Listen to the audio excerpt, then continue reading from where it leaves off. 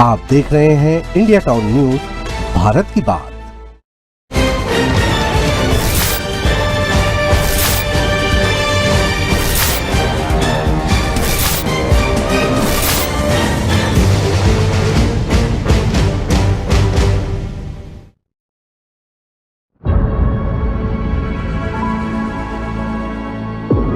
दिल्ली में आप और कांग्रेस के बीच क्यों बढ़ रहा मतभेद? कांग्रेस के आरोपों से क्यों बढ़ रही है आम आदमी पार्टी की बेचैनी? विधानसभा चुनाव से पहले क्यों सतर्क हो गए हैं आपके नेता? दोनों की लड़ाई से भाजपा को क्या होगा फायदा? क्या आप और कांग्रेस को सता रही मुस्लिम वोटरों की चिंता? और क्यों राष्ट्रीय स्तर पर एक गठबंधन में शामिल पार्टियां एक दूसरे पर हमलावर हैं? नमस्कार, मैं हूं मयंक तिवारी और आप मेरे साथ देख रहे हैं भारत की बात। आज बात दिल्ली की। दिल्ली में कांग्रेस थोड़ी एक्टिव क्या हुई, सियासी खलबली मच गई है। आम आदमी पार्टी ने इंडिया अलायंस से अलग होने का अल्टीमेटम तक दे दिया है। मुख्यमंत्री आतिशी ने तो कांग्रेस को बीजेपी की बी टीम तक बता दिया है। दावा किया है कि कांग्रेस के कई नेताओं को बीजेपी चुनाव लड़ने के लिए फंड दे रही है। उधर कांग्रेस भी हमलावर है, लेकिन इन दोनों की लड़ाई में बीजेपी काफी खुश दिखाई दे रही है। आखिर कांग्रेस को लेकर दिल्ली में इतनी खलबली क्यों? क्या है इसके पीछे का कनेक्शन? लोकसभा चुनाव में एक दूसरे के उम्मीदवारों के लिए प्रचार करने वाली आम आदमी पार्टी और कांग्रेस के बीच दिल्ली विधानसभा चुनाव के ठीक पहले टकराव काफी तेज हो गया है। दोनों पार्टियों के मतभेदों की वजह से विपक्षी दलों का गठबंधन, इंडिया की एकता भी खतरे में पड़ गई है, क्योंकि आम आदमी पार्टी ने साफ कह दिया है कि वो गठबंधन में शामिल दलों से कांग्रेस को निकलवाने के लिए कहेगी। आम आदमी पार्टी ने कहा है कि अगर कांग्रेस ने अपने नेता अजय माकन, जिनके चलते ये सारा विवाद है, के खिलाफ कोई कार्यवाही नहीं की तो वे इंडिया गठबंधन में शामिल पार्टियों से कहेगी कि वो कांग्रेस को इससे अलग कर दे, यानी गठबंधन से बाहर का रास्ता दिखा दे। ऐसे में सवाल ये कि कांग्रेस और आम आदमी पार्टी के बीच इस तू में से विपक्षी एकता चरमरा तो नहीं जाएगी? क्या दोनों पार्टियों के इस रवैये से इंडिया गठबंधन के वोटर खुद को ठगा हुआ, छला हुआ, धोखा खाया हुआ तो महसूस नहीं करेंगे? दिल्ली में अपनी खोई हुई राजनीतिक जमीन को वापस पाने के लिए कांग्रेस पूरा दमखम लगा रही है। मजबूत प्रत्याशियों को चुनावी रण में उतारने के साथ ही कांग्रेस नेता आम आदमी पार्टी की घेराबंदी में दिन रात जुटे हुए हैं। आम आदमी पार्टी नेतृत्व को लेकर तीखी बयानबाजी कर रहे हैं। पार्टी के रणनीतिकार किसी तरह से चुनावी मुकाबले को त्रिकोणीय बनाने के प्रयास में है, यानी भारतीय जनता पार्टी, कांग्रेस और आम आदमी के बीच त्रिकोणीय मुकाबला की कोशिश की जा रही है। इससे जो है आम आदमी पार्टी की बेचैनी बढ़ना स्वाभाविक था और वो होता दिखाई भी दे रहा है। उसे त्रिकोणीय मुकाबला होने पर भाजपा विरोधी मतों के विभाजन का डर सता रहा है। उसे ये लग रहा है कि भारतीय जनता पार्टी को जो वोट नहीं करते वो आपस में कांग्रेस और आम आदमी पार्टी में बट ना जाएं। यही कारण है कि आप नेता कांग्रेस पर भाजपा को मदद पहुंचाने का आरोप तक लगा रहे हैं। कितनी सच्चाई है ये वहाँ की राजनीति जाने, वहाँ के नेता जाने। अब अगर बात करें वर्ष 2012 में आम आदमी पार्टी के उदय से पहले तक दिल्ली की राजनीति की, तो दिल्ली में कांग्रेस और भाजपा के बीच सीधी लड़ाई होती थी। इस दौरान 1993 को अगर छोड़ दें तो किसी भी विधानसभा चुनाव में कांग्रेस को 40% से कम मत नहीं मिले थे, इससे ज़्यादा ही मिलते आए। लेकिन इसके बाद साल दर साल कांग्रेस की सीटें घटती गई। पिछले 2 चुनावों में तो खाता जीरो के आगे ही नहीं पहुंचा। झुग्गी बस्तियों और मुस्लिम और अनुसूचित जाति बहुल क्षेत्रों में कांग्रेस का जो मजबूत जनाधार था, इनके बल पर कांग्रेस 15 वर्षों तक दिल्ली की सत्ता में काबिज भी रही थी। लेकिन वर्ष 2012 के बाद से यह राजनीतिक समीकरण पूरी तरह से बदल गए। कांग्रेस का जो पारंपरिक या मजबूत वोट बैंक था, वह अब आपके पाले में चला गया। यही कारण है कि चुनावों में इसका प्रदर्शन लगातार खराब होते गया, ग्राफ नीचे आते गया।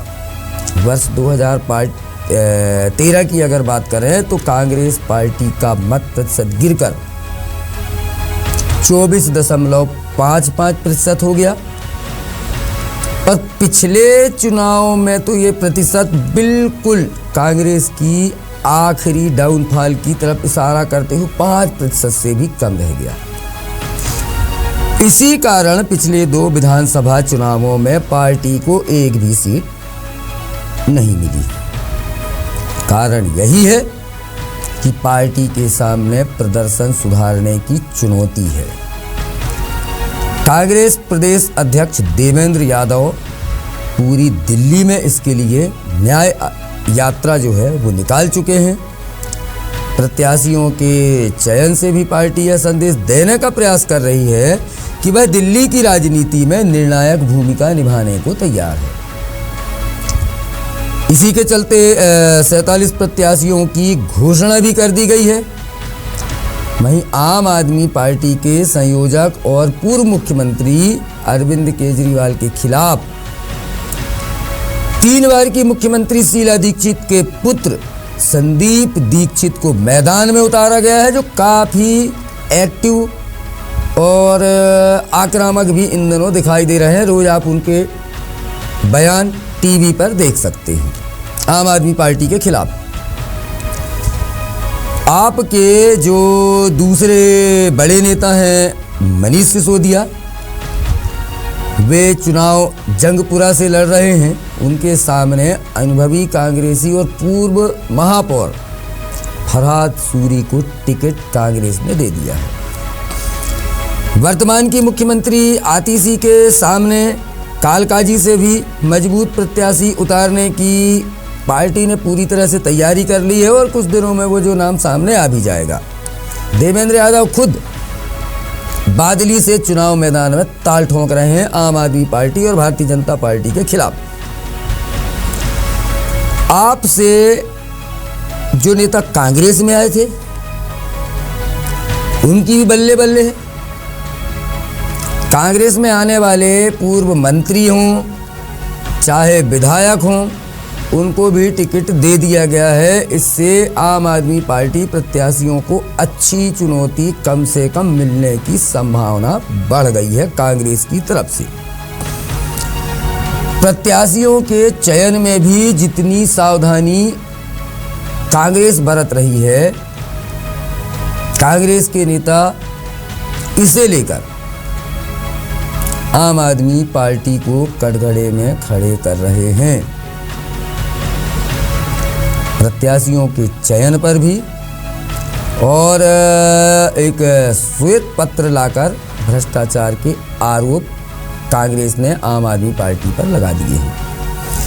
कांग्रेस के राष्ट्रीय कोषाध्यक्ष अजय माकन ने वर्ष 2013 में केजरीवाल को समर्थन दिया था, जिसके बाद ही मुख्यमंत्री बने थे। हालांकि कुछ दिन उनकी सरकार चली थी, मुझे अगर ठीक से याद आ रहा हो तो लगभग 49 दिन के बाद जो है केजरीवाल ने त्यागपत्र दे दिया था। और इस बार लोकसभा में आम आदमी के साथ गठबंधन कांग्रेस ने किया था, लेकिन अजय माकन ने, कोषाध्यक्ष ने, इस सहयोग को भी जो सरकार बनाने में किया था वो भी, और इस लोकसभा में गठबंधन को भी बड़ी भूल बता दिया है। इससे एक कदम आगे चलकर संदीप दीक्षित ने केजरीवाल को राष्ट्रद्रोही और मौका परस्त तक कह डाला है। जुबानी जंग कहां से कहां तक पहुंच चुकी है, आप देख लीजिए। संदीप दीक्षित एलजी से भी मिल चुके हैं और केजरीवाल और आतिशी के विरुद्ध उनकी घोषित योजनाओं में पंजीकरण के खिलाफ और चुनाव में पंजाब पुलिस के दुरुपयोग की शिकायत भी कर दी है और एलजी से इस पर कार्रवाई की मांग भी कर दी है। कांग्रेस के आक्रामक तेवर को देखते हुए आम आदमी पार्टी के नेता सतर्क हो गए हैं, क्योंकि उन्हें अब चुनौती मिलने लगी है। वे माकन के बयान की आलोचना करते हुए कांग्रेस को INDIA से बाहर करने की चेतावनी दे रहे हैं। आरोप लगा रहे हैं आम आदमी पार्टी के नेता कि चुनाव में कांग्रेस को भाजपा समर्थन कर रही है। अजीब स्थिति।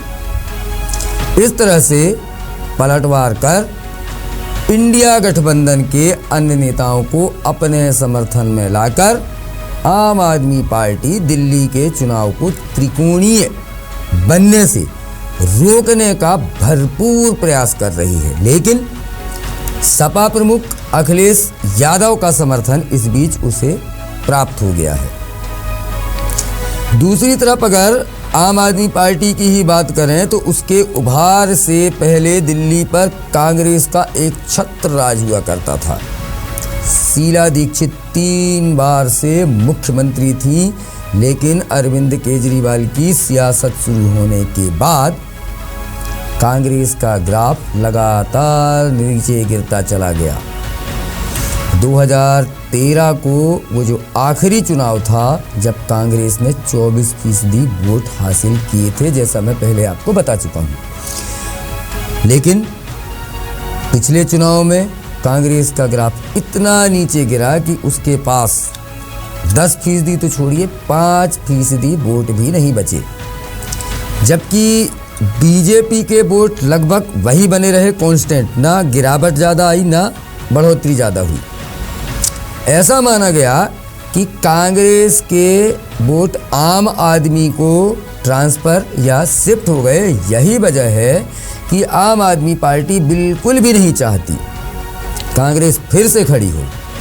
इसीलिए आम आदमी पार्टी लगातार नए ऐलान कर रही है और युवाओं, महिलाओं, बुजुर्गों, ऑटो वालों या आपके युवाओं, सभी तरीके, सभी स्तर को साधने की कोशिश कर रही है और वोटरों तक पहुंचने की कोशिश लगातार और काफ़ी पहले से करती आ रही है और कर रही है। अब दिल्ली में अगर प्रभावी वोट बैंक की बात करें जो खासा महत्व रखता है, तो दिल्ली में मुस्लिम वोटर खासे प्रभावी हैं और चुनाव पर काफ़ी असर भी डालते हैं। एक स्टडी के मुताबिक 2015 में आम आदमी पार्टी को 77% मुसलमानों का वोट मिला था। इतना ही नहीं, मुस्लिम बहुल 10 सीटों में से 9 में उसे जीत मिली थी, जबकि 2020 में इसमें कमी आई और यह गिरकर 69% पर आ गया। अब आम आदमी पार्टी को डर है कि कांग्रेस मजबूत हुई तो उसका वोटर बंट सकता है कांग्रेस में और आम आदमी पार्टी में, जो बीजेपी के लिए सीधे तौर पर फायदेमंद होगा। दूसरी तरफ दलित मतदाता भी इन चुनावों में महत्वपूर्ण फैक्टर है। एक वक्त था जब कांग्रेस का मुख्य आधार हुआ करते थे ये दलित वोटर, लेकिन बीते चुनावों के जो नतीजे हैं वे बताते हैं कि दलित मतदाताओं ने कांग्रेस से दूरी बनाई है। आम आदमी पार्टी से भी कुछ दलित नेता हाल फिलहाल में छोड़कर निकले हैं। आम आदमी पार्टी को अब यही डर सता रहा है कि जो नेता छोड़कर गए हैं वे आम आदमी पार्टी को या आम आदमी पार्टी पर दलित विरोधी होने का आरोप तक जड़ चुके हैं। एक बात और, एंटी इनकम्बेंसी की बात करें तो वैसे तो आम आदमी पार्टी दावा करती है कि उसकी सरकार के खिलाफ कोई एंटी इनकम्बेंसी नहीं है, लेकिन 10 साल की सरकार से कुछ ना कुछ नाराजगी होना स्वाभाविक है, होती ही है। बीजेपी और कांग्रेस इसका ही लाभ उठाने की कोशिश में लगे हुए हैं। कांग्रेस अब क्यों यहाँ पर आर पार के मूड में है, तो कांग्रेस ने यूपी में एसपी और बहुजन समाज पार्टी, बिहार में लालू यानी आरजेडी और तमिलनाडु में द्रमुक को समर्थन देकर सहायक की भूमिका निभा चुकी है, लेकिन इससे इन राज्यों में कांग्रेस को फायदा नहीं हुआ। लगता है कांग्रेस अपनी इस गलती से सीखने की कोशिश कर रही है और दिल्ली में इस बार पूरी तैयारी के साथ चुनावी मैदान पर कूद रही है। दिल्ली में आम आदमी पार्टी की शुरुआत काफी अच्छी रही थी, लेकिन एक फैक्टर है जिस पर कांग्रेसी हो या भारतीय जनता पार्टी दोनों ही काम कर रहे हैं कि पिछले 5 साल के दौरान आम आदमी पार्टी और इसके नेता लगातार भ्रष्टाचार के आरोपों का सामना कर रहे हैं। आम आदमी पार्टी के कई नेता जेल जा चुके हैं, जमानत पर बाहर हैं। लिहाजा कांग्रेस को लग रहा है और भारतीय जनता पार्टी को भी लग रहा है कि दिल्ली में बीजेपी विरोधी स्पेस को हासिल करने का ये सही समय है, लेकिन बीजेपी इसे लेकर सतर्क है। राजधानी में लगभग ध्वस्त हो चुकी कांग्रेस को दोबारा खड़ा करने का अब सही वक्त है, ऐसा उनके नेताओं को लग रहा है। और यही कारण है कि वह आम आदमी पार्टी के साथ लगातार भिड़ने की मुद्रा में दिखाई दे रही है। आम आदमी पार्टी को लग रहा है कि दिल्ली में लंबे समय तक कांग्रेस का शासन रहा है, इसलिए वह कभी भी पलटवार कर सकती है, इसलिए वो भी कांग्रेस पर हमलावर है। दिल्ली में दोनों यानी आम आदमी पार्टी और कांग्रेस एक ही स्पेस के लिए लड़ रहे हैं, इसलिए दोनों आमने सामने हैं।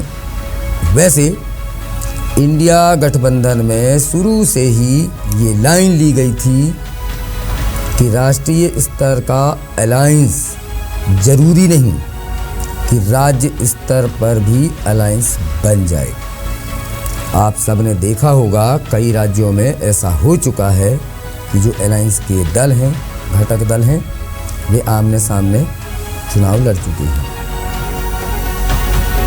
और इधर भाजपा भी दिल्ली के इस चुनावी दंगल पर कांग्रेस और आम आदमी पार्टी पर इसलिए फायर है क्योंकि दोनों की तनातनी पर उन दोनों का ही पारंपरिक वोट बटना तय है, जिससे भाजपा को अपने फायदे की उम्मीद है। भारत की बात में फिलहाल इतना ही। मुझे दीजिए इजाजत और स्वीकार कीजिए मेरा नमस्कार।